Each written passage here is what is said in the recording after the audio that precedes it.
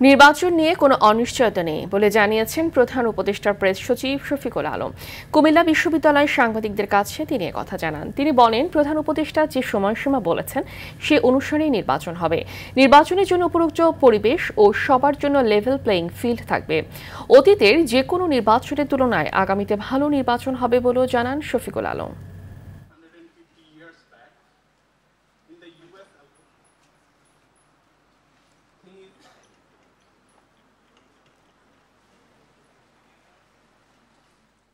নির্বাচন ঠিক যে সময়ে বলা হয়েছে ঠিক সে সময়ে হবে এবং আপনারা দেখবেন যে খুব সুন্দর পরিবেশে পিসফুল একটা নির্বাচন হবে এবং বাংলাদেশের ইতিহাসে one of the best election হবে।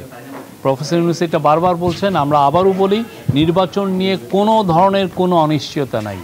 নির্বাচন ভালো হবে, নির্বাচনের জন্য যে পরিবেশ সেটা ঠিক করা হবে এবং লেভেল প্লেইং ফিল্ড থাকবে।